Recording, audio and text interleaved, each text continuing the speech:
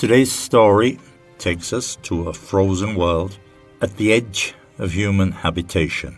The edge, the very outside limit or boundary. A place where ice is melting, armies are watching, and superpowers are circling like hawks. This is Greenland.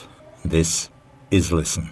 If you stay with us until the end of this lesson, if you truly stick it out, that's a phrasal verb, to continue despite difficulty, you will not only grasp one of the most contested geopolitical flashpoints of our era, but you will also dramatically boost, improve greatly, you will also dramatically boost your ability to talk about international affairs, climate change, diplomacy, and power politics in English. Let's start with something simple. Climate change. The long-term shift in global temperatures and weather patterns. Because of climate change, the Arctic, that huge frozen region at the top of the globe, the Arctic is warming so fast that scientists say sea ice could be almost ice-free in summer within just a couple of decades. This means that what was once an impassable white desert of ice is now opening up. That's a phrasal verb, becoming accessible to new trade routes, including a possible shortcut over the North Pole between Asia and North America. A shortcut is a faster or shorter route. A shortcut that cuts through the Arctic could upend global shipping. To upend is to completely change. And when shipping lanes open up, so do geopolitical ambitions. These are power struggles between nations for influence. And this is where Greenland comes in. Greenland is a massive Arctic island, currently part of the Kingdom of Denmark, with about 57,000 people, and it sits right at the junction of these new routes.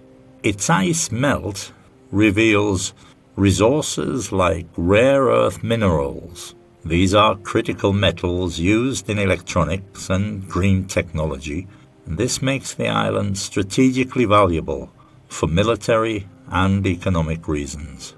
So why is the United States suddenly talking about Greenland? This is where the story gets intense. Quite recently, the US President, Donald Trump, he began speaking publicly about the idea of the United States acquiring, gaining ownership, acquiring Greenland. Why?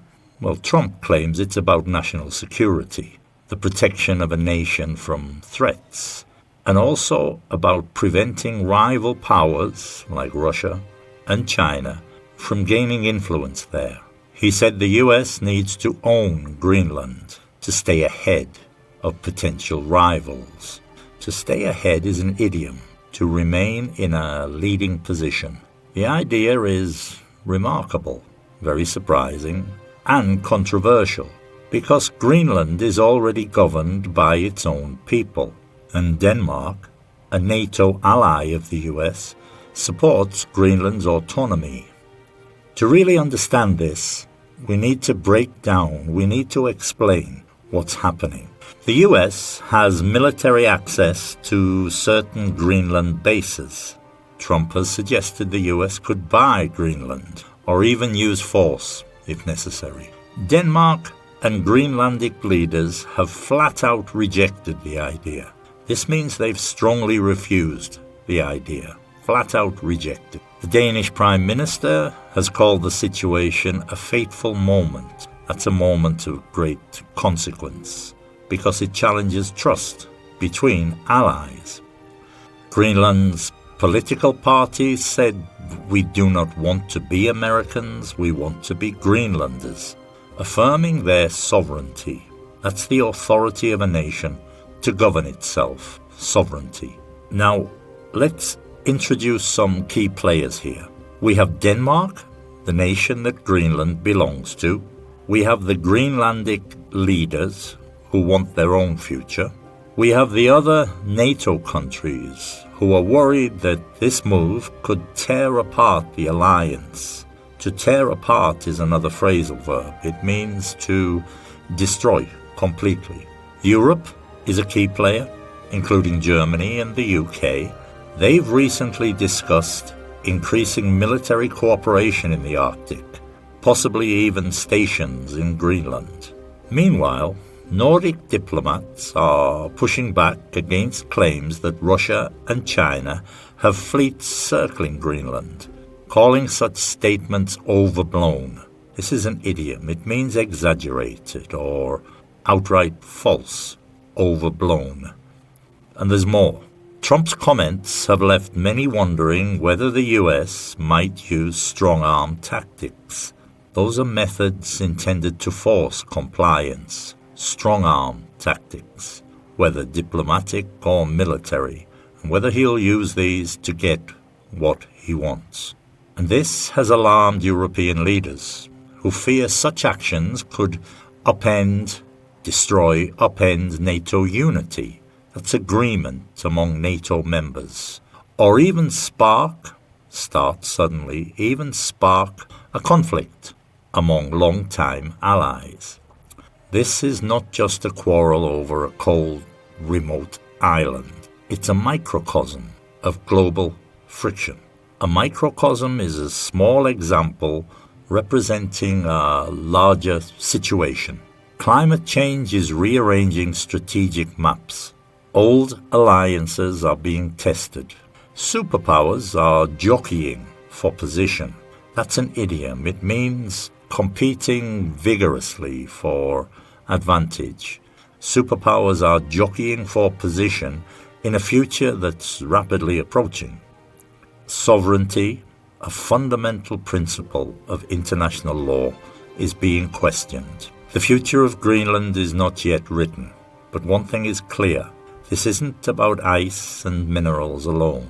It's about how nations handle power, diplomacy, and trust. Here's a breakdown of the key language we used in this episode. Geopolitical. This is relating to politics influenced by geography. For example, the Arctic's location gives it geopolitical importance. You'll hear people talk about national security. That's the protection of a nation against threats. Trump claims control of Greenland is vital for U.S. national security. We mentioned sovereignty a few times. That's the right of a nation to govern itself. Greenland's leaders said they want sovereignty, not American rule. Autonomy is independence or self-government. As an example, Greenland has autonomous government within Denmark. Rare earth minerals, you'll hear people talk about these a lot. These are valuable metals needed for tech industries. Greenland holds untapped rare earth deposits, rare earth mineral deposit. A few of the phrasal verbs we used: stick it out. This means to continue despite difficulty. To boost is to improve or raise up. To open up, become available or accessible. And to upend, that's to turn something completely upside down. A few examples of those. If you stick this episode out, you'll understand the Arctic conflict. Melting ice could open up new shipping routes. These changes could upend traditional power balances. A few idioms, sayings: flat out rejected. That means refused completely. Greenland flat out rejected being sold. To stay ahead is to remain in a leading position. Nations want to stay ahead in strategic competition. To tear apart is to destroy or ruin completely. If allies disagree strongly over this, it could tear apart alliances. And jockeying for position. This is competing strongly for advantage. Right now, Russia, China, and the US are jockeying for position in the Arctic. What's happening in Greenland isn't just about ice or minerals. It's about how the world adapts to change. Climate shifts.